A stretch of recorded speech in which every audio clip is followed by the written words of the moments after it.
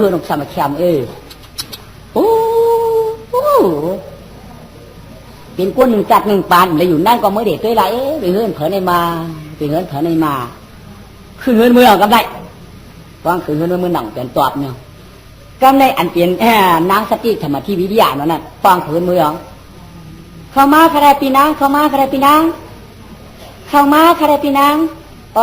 อยู่กันนอกได้ก็ไหลออกค่ะนอกยิงปีโคปีก็ยอกเนี่ยปีโคอีปีก็ยอกเนี่ยเพียงค่ะโคยอกก็ขึ้นมาดีโคยอกก็ขึ้นมาเด็กก็ดีอยู่ค่ะอันทบาคนมาทบาโคมาค่ะปีนางเข้ามาค่ะเนี่ยมากินน้ำลาค่ะเนี่ยเข้ามาดูดไผ่ค่ะเนี่ยเข้ามาค่ะปีนางเข้ามาค่ะเนี่ยไปอันหนาละสูว่าไปอันหนาละอันหนาค่ะโคเผยโคมันขนมเข้ามาค่ะเนี่ยตุ๊กตาเอ็นดองเขาเลยโคซ้ำว่าลืมไหลตุ๊กตาโคในโคมินไต่ซ้ำว่าเห็นว่าจอกจีจอกเสียกาเชิงเบียงค่ะพี่น้องเบียงค่ะเข้ามาค่ะเลยกำอันเป็นผัวลูกมาก็ไม่มันนอนเหนือกูลูกเข้ามาอะไรพี่น้องเข้ามาอะไรพี่น้องเจ้าน้องเด็กอะไรข้าหลานไหนข้าเด็กกับลุ่มค่ะเจ้าน้องเป็นคนมาลุ่มค่ะใครอามาสะเทือนเหมือนค่ะใครอามานิ้วเนี่ยมือประนาสีเนี่ยเย้าขาก้องค่ะใครมันก็เด็กลุ่มเบี้ยค่ะพี่น้องใครมือมาเลยมือน่ะเช็ดแฉกกันเองไปมือเดียข้าเด็กกว่าลุ่มเขาเนี่ยไอ้ขิงอะไรวะเว้ยลุ่มกว่าลุ่มยองก็ไม่แก่เนาะเขาอยู่ดีอยู่เนาะตึงกุ้งงาป้ามใต้กัดใจเย็นข้อค่ะ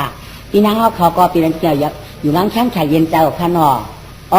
อยู่ดีกินวันเนาะน้องพี่น้องเขาอยู่ไรค่ะไหนอยู่วันเอาหอปุ่นปีพี่น้องเขาหลวงได้มาค่ะเหลือก้นเหลือย่อก็เนาะพี่น้องเขาในเกินเป็นคือก้นมีอยู่เนาะคือปกคือเมียเป็นคือก้นมีหลายก้นไหนคือก้นมีเตี่ยมเจ้าค่ะเจ้าพี่น้องเขาคาในติดจ้าเป็นคือลูกก้นผ่านค่ะปอกเกี่ยเมียเกี่ยเล็กเกี่ยผูกคาเลี้ยงตีมือเลี้ยงเขาใครเอาคาก็เป็นชัดเท่เลยเกี่ยเลี้ยงตีมือเลี้ยงค่ะเกี่ยเอ็นเขาจังมีละก้าวขายเอาค่ะจังหมักจังมีไหนเวลาก็อาล้างปวมมีติ้งมีติ้งชิ้นนู้นคำในปวมมีหาไปติ้งเรียกค่ะตัวสิที่ละก้นผ่านพี่น้าก็จังมีอย่างค่ะจังว่าก้นเอาขาในมิ้วอยู่ในกามค่ะพี่น้าขาวันนอกกามก็มันจำก็วังมันค่ะแต่ไอ้น้องเขาจังมีเนี่ยแต่ผูกกาจ่างฮะเมียกาจ่างฮะน้องสั่งเขาแก้กาจ่างนะลูกน้องมันกล้ากะละค่ะกูสู่ผ่านเป็นมาขนอกกรรมตราถึกไรขนอกแต่อันศูนย์อันไอ้น้องเขาเอาในเป็นก้นจัดที่วันไหนก้นจัดที่มึงไหนก้นจัดที่มึงตะกะชัวแต่ค่ะก็อยู่มึงในวันไหนก็ยังกับเขาจัดที่วันตาห่วงเขาว่าพี่นางใครงูชื่อโพชูในชื่ออะไรน้องเป็นไอ้น้องเขาว่าพี่ย้ายเป็นไอ้ปีเขาว่าจัดจากก็ปวเมียมในต่างเสียมเรียกเขารู้เนาะที่ได้จังหวัดจังมีหลายน้องแค่ในคากาเมยันนั้นนะแกคาเดล่าเนี่ยปีนางเขาขนอลาได้ปีอย่าปีว่าค่าเช็คค่ะอย่าปีว่าค่าจิวขายเสียงโผขนอนี่ละจอมตูมันการเจอค้าเฮ็ดดีก็ละจอมดีเฮ็ดขี่ละจอมขี่ก็นอกคาล้อกันจากอุบังคาล้อนอตีว่าอุวันคือเมื่อก็จำจะคุณนอกคำคาล้อนอแต่รัดในปีผู้สูงได้เป็นสัตว์ที่เจ้าอยู่ในกรัดในปีอินลูกเมื่อย่ามดังนั้นได้โพคาได้อาศักในเก่าปีไว้ค่ะนี่ค่ะพี่น้องสองก็ขวาอยู่วันตาหวางมีพระไว้ได้ปู่จงรู้ผืนหนึ่งขวากำในสัมปันน้องกลางวันย้ายในสมองกลางคำนี่เนี่ยว่ากำในกอดพาไว้ก่อนน้องสมเอาจุบน้ำขวะขาพี่น้องในห่มขวะน้องรักลูกหน่อยไอ้น้องรักลูกหน่อยรักก่อนบาคณะหน่อปู่เท่าลงว่าปัญญาวันในเขาลงสั้นเนี่ยค่ะเพราะโขค่ะค่ะเขาก็ต้องไข่โคลาจีเขาก็ต้องไข่โคลาที่นั่นก็ยังเก่าสมาจิกวัวกันสัมปันน้องตั้งหัวเขาตัวรู้ป้องเกิดมาในตั้งหัวในเป็นวัวน้องป้องเกิดมาในตอกมาตั้งโกนเป็นวัวปีเห็นไหมครับว่าวัวนั่นเป็นมีหลายตัวแล้วนั่นนี่มาวัวไรอันเมฆลุกเลยครับลูกวันนั้นมาเกิดก็มาแจกไหว้กันเขาว่านะ มาเบี่ยงใกล้กันในชำปันน้องจันหางเขาว่าย้ายชำจันตั้งหูใกล้ตั้งตูเลยกาเคยเป็นใกล้มาหนักเลยเคยนั่นแหละน้องอะไรเมียนใกล้เขาได้ก็อะไรเมียนใกล้มาเอาไหนชำจันนั่นหมกไม่อ้อยคำชำสามเดือนแล้วไหมก็ไม่ชำเคยปันน้องอยู่ด้วยเลยเลือดุหัวหอยเลยมาอยู่วันตั้งจ้าเนี่ยมาอยู่เห็นโปเกะเท่าเขาในเลยมันก็มาเรียนเมียนใกล้กันเลยอย่ามากาสูงมากกูมือกูวันขาข้ากว่าชาลชิดเตี้ยขามึงนั้นเลยนะมันกว่าสารชิบเปียกเลยพี่เกียรหาใครโอ้เช็ดจากเกียรเข้าข้างนอกแต่ข้าก็กาพักกินหนอกพักกินหน้ากะอุบกันเก้ากันแก้เก้าคอสองกำกันวัน2 วันให้กับข้าหลวงเขาก็เสียหนามีสิวมาในเด็กข้าก็ถังมันมีมันก็ถังคามีผูวันเพอวันตั้งได้เพอก็ตึกกูเพอเขาว่าถึงบ้างวันเมื่อผูกเขาก็มาถูกปิญญาคารกรรมนี้กับคาราบมโนกรรมนี้มันเนี่ยแหละเขาก็หูตั้งกับตั้งไปกันเลยก็ไม่เรียกปวดเกียรดอกเมื่อท้ามข้ามาอยู่เลยมันกินเลยให้มันไหนข้าชูในแต้มนี้ก็ยากกว่าเต่าอยู่เนาะที่มือสู้กันมาตัวมือเดียวแต้มนี้ก็ยากกว่าเต่าเลยอย่างว่าสู้ก็จังอยู่จังดีไหนเนาะสู้ก็ยากกว่าเต่าสู้กับนี้อยู่คนบอกมาเก้าสู้กับนี้ก็อยู่เนาะมีอันนี้ค่ะพี่นะมีอยู่ค่ะทางดีว่าอย่างมาเก้าสู้ไงชวนแล้วปีนางใครชวนแล้วปีนางใครถ้าป้อมพยักตัวนางในใครเยอะมันว่ากำเลยหมักตาหวานกว้างกำนั้นว่ากำเลยยุ่มกำนั้นข้าก็กันแต่ว่าใครขาดค่ะมันว่าก้อยมันเจอขาเปียดเจ้าเปียดผูขาว่าเจอขาเปียดเหินเปียดยีว่าถอดเลสถอดเลสเสาถอดเลสกวนถอนเลสเปียว่าเป็นนั้นเป็นไหนว่ามันว่าปันนี้มันจะไหวหรอกเหรอก้อยปลายใบไม้ทำปันชินปันชื่อปันหมักยันแกนหูม่วงกุ้ยในเขาไหนเนาะเขาเอาค่ะชุดก็ยังไรเจ๊ไรเนาะยังไรก็มาคณะโผล่เขาพูดเขารู้เนาะจะอันแค่น่ะนั่นนี่ค่ะตัวเฮล่ะนั่นมันว่าเต้สูเอาโพสูได้อะไรเปลี่ยนปีวันในคณะเนาะขี้เต้กับอะไรเงี้ยเนี่ยแก้ในครั้งว่าสูล็อกมายานก้อยเขาปั่นสูในเต้จ้อยกำนวมก้มหนุนหน้าผัก3 ปากกายขาวันในครั้งข้าก่อนลาปั่นมาในมันก่อนจะป้ายกันก็เดียวค่ะอร่อยหนอนี่กาอะไรล่ะพี่นั่นนี่น้องหัวใครเอาชิงชุมบอกมือจ้างเฮาเขาเต้นคาวันนั้นเขาเตะบ่าหกปากเขาเตะโคเปียกว่าหามังนี่ยิ่งกันเหมือนกันหน่อยนั่งหนอถือทำเย็นไรเขาเปรียบเย็นไรด้วยนั่นป้อมเย็นไรก่อมจากปีมาเจ้าไหนคารุปีนางก็ป้อมันเปลี่ยนก็มันเปลี่ยนอีกป้อมันเปลี่ยนก็มันเปลี่ยนสุขให้โหแล้วตัวคนใจพวกกับตัวโผก็เดี๋ยวก็ตัวคนตายก็ป้อมชุดนี้ก็มันมีก็ชัวก็เกี่ยนี้เดียวประกาศเป็นคนใจแล้วอุเป็นชั่วชิงๆก็จำจังมีก็ชุดให้โหบ้าก็คณะคนก็หูผีก็ยิ้มค่ะลูกอันผีได้ไปทางไก่น้องอีกน้องจังว่าปีนางว่าผู้สูสุดเห็นอะไรเอามีไก่ว่าจะข่าวว่านั่นก็ข่าวก็ไม่เน้นไก่มันในการเลี้ยงนี่เด็กว่านั่นใครอันไก่มากกินค่ะอู้หมอไก่ลงมาค่ะว่าเปลี่ยนควายในเรือนปลายเจ็ดวันก็ไม่ทำกับอะไรหมากินไก่ให้ไหนค่ะเอาหมาในไทยเอาไทยในไทยวันกะไรมาไทยวันทำกะไรบุกไทยวันกะไรก้ายไทยวันกะไรจ้างไทยวันกะไรหมูทูกะเทียงวันกะไรไม่เฮินไม่เยไทยกะเทียงวันกะไรค้ามุงเฮินมุงเยทำไทยกะเทียงวันได้ก้นไทยไทยค้าโอ้ไทยกะเทียงวันทำเลยหลักทำมาป้าเตี้ยหมาจุ่มนี่แหละจองได้อ่อนกันเฮ็ดเฮินดวงจริงไงเนี่ยวัวใกล้มันอะไรเนี่ยก็ต่างนึงต่างทั้งกลมยกโคตรกะโคตรมันเตรียมชวนคารุปีนางก็ก็เดี๋ยววันนั้นได้ชุดได้ว่าเป็นลูกเลี้ยงหมาเนาะแต่ว่าข้าเมียกุ้งข้าปีนางใครเมียกุ้งข้าถูกละเอียดเป็นโปรเดียงเขาก็เอาเนื้อนั่นเอาต่างกุ้งหมุนเงาใครโปรเดียงเขาเป็นชิก้าเนี่ยก็ชิก้าลงมาขวัญจังว่าพี่น้องเขาโปรเดียงเขาเป็นมาเนี่ยก็มันกำเขากับโปรใครอยู่ปีนางหวานใจข้าจะพี่น้าคารุตีนางเงินเอาใครเจ๋วพี่น้าเขาคารุจัดที่เดินค่ะจัดที่ดูชัดที่วันตกเวียงอันพี่น้าเขาตีในคารุห่างดีไว้ใครห่างดีอยู่พี่นื้อห่างดีเป็นเนื้อขลายว่ากลางคำมาดีหักว่ากลางวันมาดีจังไงนั่นห้องแกที่เรื่องเพียงขนาดพี่น้ามี2 ตอนในขลาหนักเนาะป้อยอะนี่หักดีจังนั่นนึงน่ะ พอกลางวันกลางค่ำมาวันที่มันนอนรับว่ามันป้องหลาเขานั่นเองพอกลางวันมามันรับเลยมันหลับมันป้องเขาเลยมีจังอย่างนั้นจังหลาไว้ให้พี่นางขอเอาเนี่ยทวนเนี่ยเปลี่ยนชื่ออังคารานพี่นางเอาเนี่ยบ่ใครลาดีนะบ่ใครลาสุดท้ายบ่ใครลาเนี่ยกะที่เรียกใครลาลาดเนี่ยค่ะลูกมันจำหัวหมดต้องหนาสุดท้ายจำหัวหมดต้องจริงหรือคำพวกจะโกนให้คำเจอว่าจำหัวหมดต้องวะพี่นางอะไรดีวะตั้งสูตรตั้งห้องนี่มันเหมือนกันเยอะอีน้องอีน้องเขาห้องสูอีน้องได้อาเบอร์ว่าสูห้องว่าปีหน้าในใครกระตั้งไก่ไว้ที่เรียกว่านั้นค่ะล่ะอันถ้าเอาเนี่ยเปลี่ยนมันพวกเปลี่ยนใจปีสั่งกันเอาเลยฮะเจ้าอ๋อตาเห็นได้มาเดี๋ยวกระจิ๋วตีลูกอย่างจิ๋วตีน้าของใครยังไงเป็นตีดูหรือเปล่านั้นตีดูนี่ตีดูจะตีดูเต้ตีดูนะไอ้น้องว่าอายุตุเตี้ยอายุตานกำเหมือนกันจับเหมือนกันอ๋อปีดูจังหวะเราปีดูข้าววันถูกเป็นพี่เป็นน้องกันในเต้กู้สูตรจุงมากันเมื่อปีดูข้ามาข้ารู้สองแรงมาค่ะแล้วมาบีปีหูกูแล้วมาเรียนกูแล้วมาการสั่งเสียไหน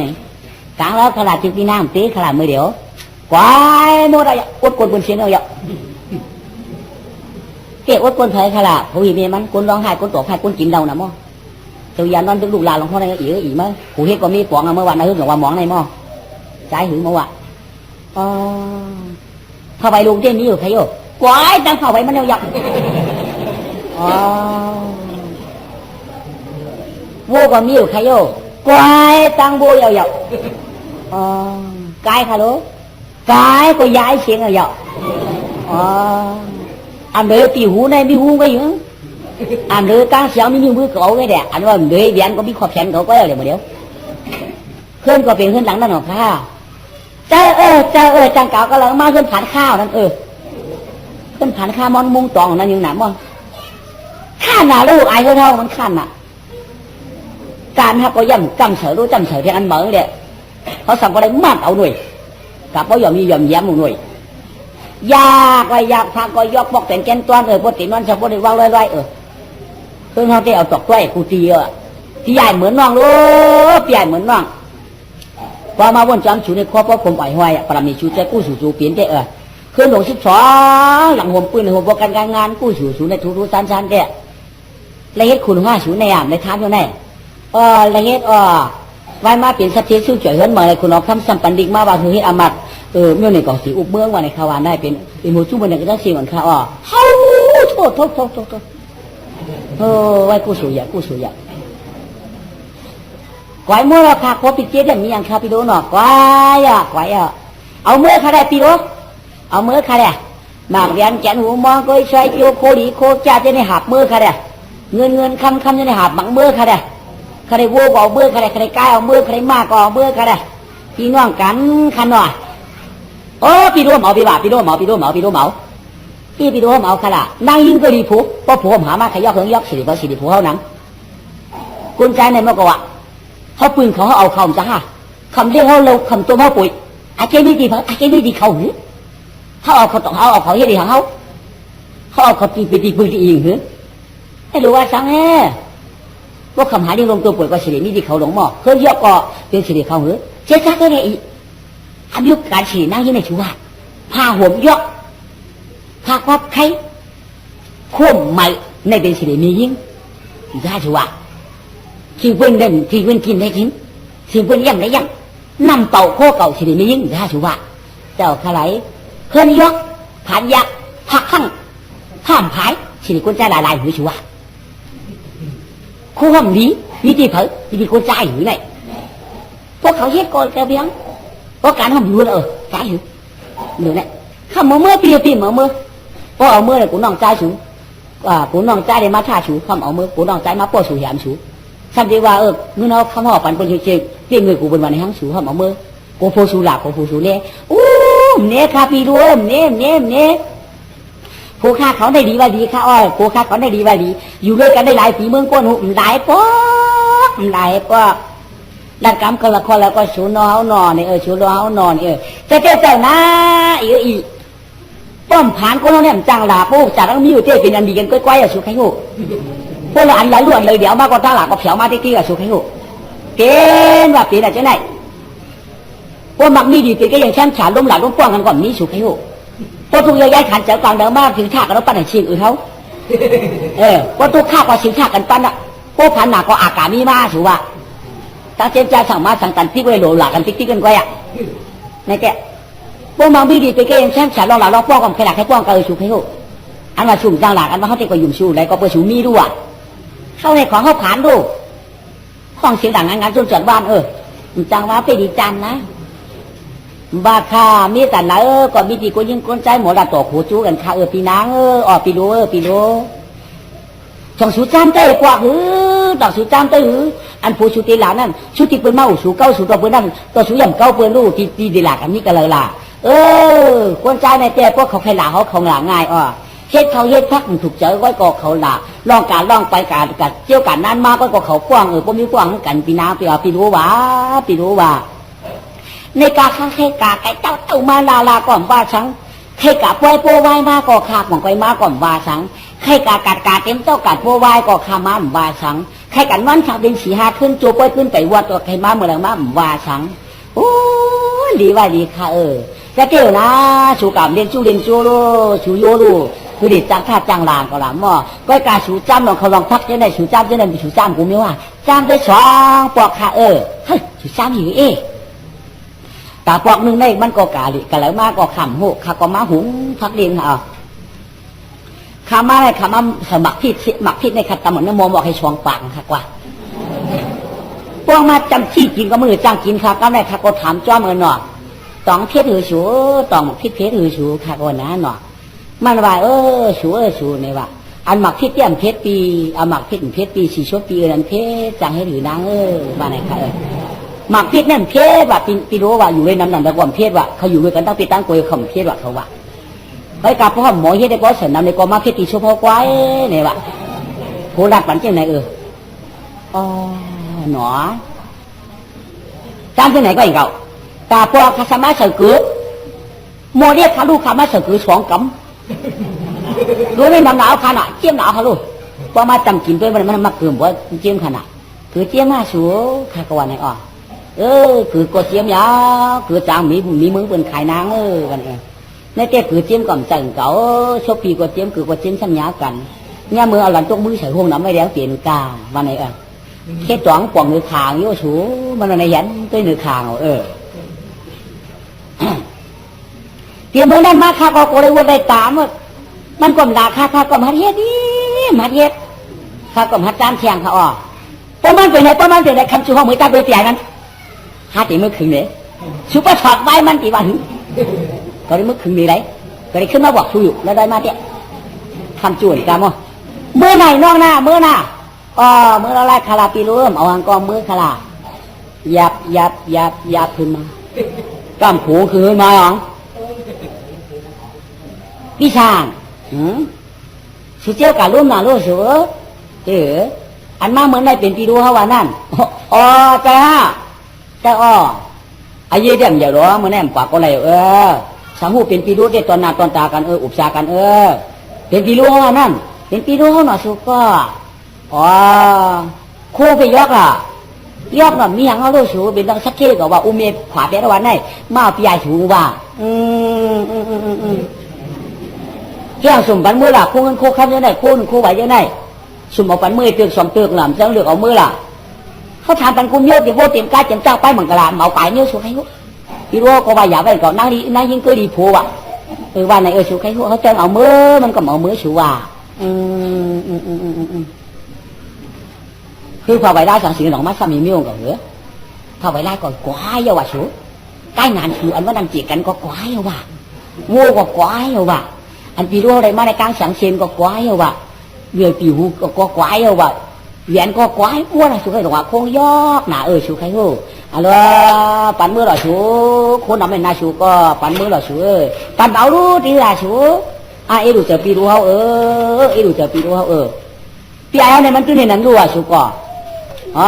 จางบ้าหือบ่ปันเรียกเอาก็ห้ามจางมือไอ้ไหนก็ยาวกันเนาะก็ยาวนับปันมือเบื่อเขียวเงินเดือนไหม เขาในมือตามได้ละผูกเขาในตั้งผูกเปื่อนในเหมือนกันที่ห้าปีได้ปีหนังกันน้องกันน้องหนังกันก็เป็นปีก้องเป็นน้องกันในมือปัดตัวได้เอ๊กำลังปัดอังคืนเงินมือของผูกก็ลุกมาชิวชิตานี่มาหากันไหน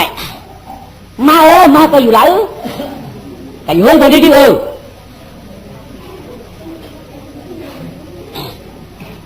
ชื่อเธอน้องมีไหนน่ะที่อยู่ห้องไทยก่อนอ๋อหูจักเฮือนหนูฮะหูจักหรอก็หูจักก็ดีมามันหูจักเฮือนก็ดีอยู่เลี้ยงเขาหนึ่งก็ได้กับมันนึกกินข้าวกัดนั่นหนึ่งไหนดีเพราะอุ่นเดือดแต่เพียวมาเล่นหนึ่งแล้วต้องไงเขาให้หูพักเลยรับสิ่งเจ้าหัวมันได้นี่หางมาขืนมาหัวชูกันเลยหลักตั้งวันมาได้ตัวอยากพักตั้งอยากตั้งหลักตั้งวันมาได้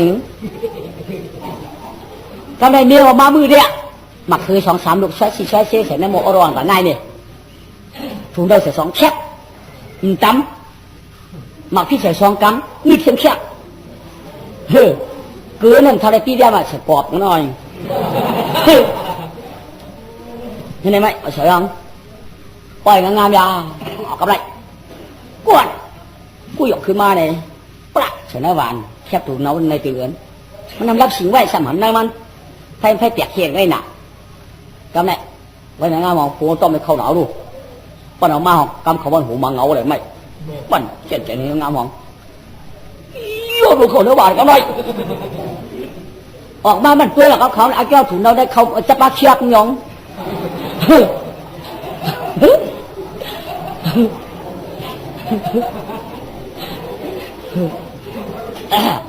จำจีบยิบกว่ากันมาได้กว่าคือมาเดียวแหละแล้วเขาชมป่าไหมโยเพชรก่อเพชรตู่ก่อตู่เจียมก่อเจียม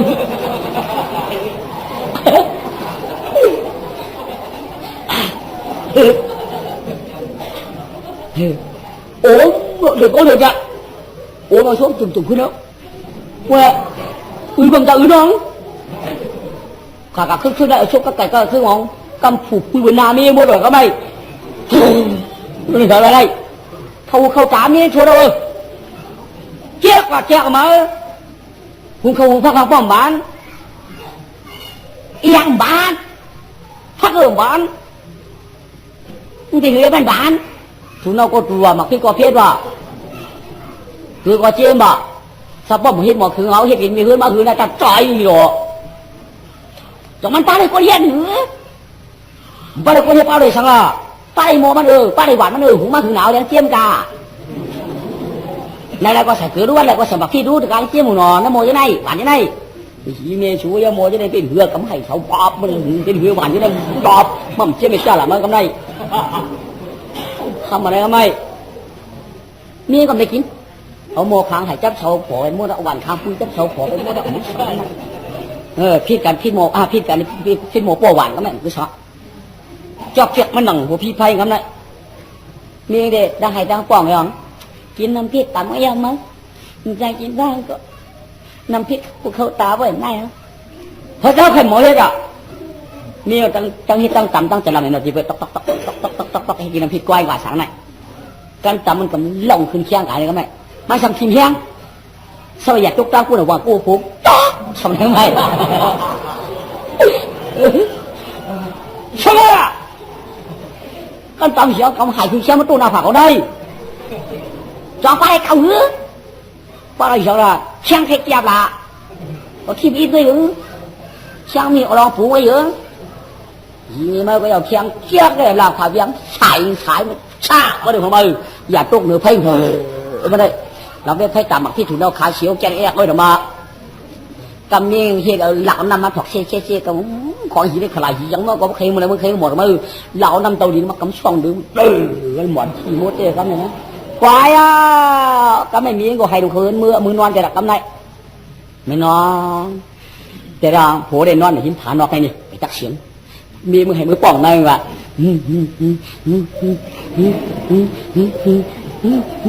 ตัวกาผัวเป็นแค่โอ้ยตั้งน้องตั้งปีป้อมเหมือนกัน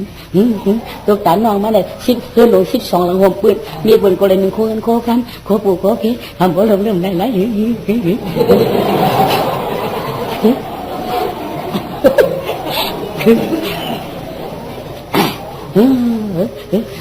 ตุ๊กตาเขาก็ใครลืมชิมพี่ลุงหมอกล้องก่อนเลยเรื่องตาก่อนกาขายก่อนกาขายตาไม่ตายละเจ้าขัดกันก็เป็นเมียใหม่ก็ที่หาผงไงได้ก่อนในเจ้าก่อนจับแต่เราจะหมักทิพย์เข้าตาเราจะหมักทิพย์เข้าตาเจ็บไว้นะมันนอนใจก่อนตั้งเหมือกายเพราะชิมพี่ลุงก็ก่อนเลยนึงชื่อของไอ้ก่อนเลยนึงเช่นลูกก็ปั่นตายมอนนึงให้แล้วก็ให้ยืนกว่าก็แม่ดึกมองฉับเพื่อนก็ไม่การนอนอย่างมีก็เก็บติ๊กแต่ดิ้งบดที่ดูเก็บติ้มติ๊กเชื่อเนี่ยผมพาไว้เชื่อวะนอนไอ้อะไรที่นั่นเนี่ย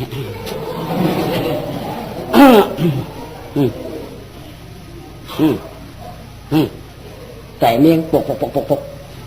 เราไปไหนเราไปหยิบยับดอกพายเนี่ยผมว่าหยิบยับเราไปอย่ายิบยับต่อเมื่อยิบขี่แต่ชุดกลางไปหาเมื่อทำนกขี่แบบนี้เมื่อทำนกขี่แบบเราไปไม่อีอะไรเนี่ยไม่อะชุดกัดฮะชุดกัดนะฮะมันกันยังไงอย่ายิบกูไป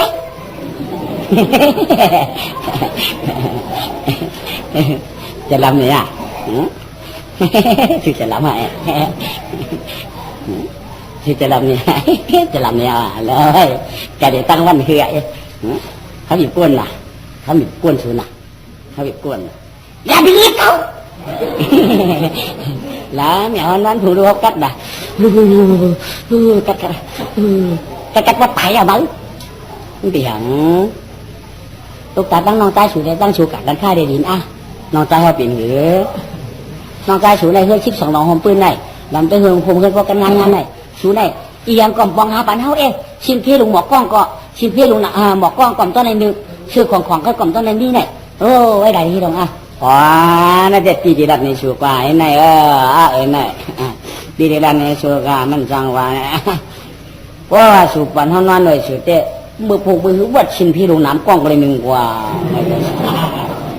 ใกล้สังว่าหมอกกล้องก็อันน้ำกล้องก็เลย1 กว่าป้องกาขายกว่าลุงมอไอ้จังนี้เหลืองแกเงินขั้นจังนี้นะหมอกล้าหมอขายไหนเอาล้มหมอได้หมอหน่อชูหมอได้หมอหน่อชูเลื่อนล่าตามลูกชูก็เตยกาเลื่อนอะไรก็ใช้เป็นเลื่อนล่าตามเลยล่าตามเนี้ยลามไตเงี้ยเลื่อนล่าตามไก่อูป้องพ่นชูมัดทั่วเขาป้องมาป้องพ่นทำทั่วชูให้ไหนเลื่อนล่าตามเนี่ยกามันชูเมียได้ไหนชูใครเหรอเดี๋ยวทำบอจังกะมือพวกมือเต็มเจออะไรได้พูดหนังกับบ่าวอย่างก็เขาคู่รู้อยู่ก่อนตาขายกับปองมีอย่างเดียวเนี่ยตั้งกากับยี่ทั้งในอยากสั่งสุดก็ตั้งกาได้อุ้มเมียวรัดไว้รู้สึกว่าขับปอกกับขายตังยานหน่อยเมียวันนี้อะไรสุดขับว่าปอกเมื่อขายเมืองตังยานขับว่าหมักนี้เมื่อขายเมืองป่านในก่อนโอ้ลูก2 ปี 3 ปีว่าสุดใครโหพี่น้องเมืองป่านในเขาเก็บหมักนี้มาสุดใครโหอย่าเมาสุดเพราะท่านอาชูมก้ามอคาเลยด้านเจริญหมักนี้เยอะหน่อยมอก่อนไม่เป็นต้นกลางยันดับกลางเพราะว่าเชื่อนอกใจชูก็หมักนี้ดีเป็นแค่ยังแข้งขาเป็นนั่นไงยิ่งคำบอกเมื่อมาอย่างเขาเมื่อชินมาอย่างเขาเมื่อโค้มาอย่างเขาเมื่อวัวไก่มาชูเมื่อตัวนอกใจชูกวนเปิลเปิลหนังชูก็ใจหังเปิลทางกินทางนั่นเพราะชูติดเมื่อนั้นต้องใจชูเตะชูอยากคืออยากจะได้นั่นโดยเขาคำไหนตายหาปากสัตว์ก็อยากจะได้นั่นโดยเขาละเมื่อพวกเขาเต็มเมื่อเด็กน้องใจเขาเขาได้เมื่อน้องใจเขากระดาษน้อยนะว่าพอสูบปันเขาเมื่อนอนพอสูบปันเขานอนเลยสุดที่เขาเด็กเมื่อน้องเด็กน้องใจเขามือเทียมือพอสูบเมื่อเบี่ยงสูบนอนเลยเขานอนมือพอเขาเลยนอนดึกกว่าเขาลูกลานั่นน่ะพอเลยนอนเจ้าแต่พอเลยมือเจ้านั่นน่ะนั่นไหนมันก็ตายปากติดปันนอนเด็กก็ไปบอกว่านอนควัดอีกอะไรขาผมพี่ทำเนี่ยผัวมือเดียวมามันดูเหียงเอาบ้านดูมีมันคนชิบลูกก่อมลูกเช้าลูกก่อมลูกนี้มันตืบเขาตืบบอกคือซื้อเครื่องขาพังกระพาปิงลูกไงกามือเลยมือก็เลยมือเห็นนอกใจชัวมันจะมีเงินมีเหียงก็โดนไป12 หัวปืนนั้นเมื่อวานที่จะเหือมันกวนเปิดนั่นเปิดก็มือตัวตั้งเปิดแหลมเปิดในมือตัวเด้ข คำว่าสุวัสดิ์ตีมือสุวัสดิ์คำว่าตีมือทุกอย่างมันแน่นมือก็ว่าคำว่าก็ด่วนก็ว่าตีมือนั่นได้กับว่าหลวงคำว่าก็นางอ่านก็ว่าตีมือนั่นได้กับตื่นว่ารั่วcái hôn nam cả mà có sáng vào đây phảiอยู่lại lại đi nghe mới khá thì có tội không chua đây tiếng nhận xuống nhận chuẩn thì mới cầm bắn vào đây không chua này mới mà nửa tiền là bữa nào bữa nay khá cần càng không cái cắt nào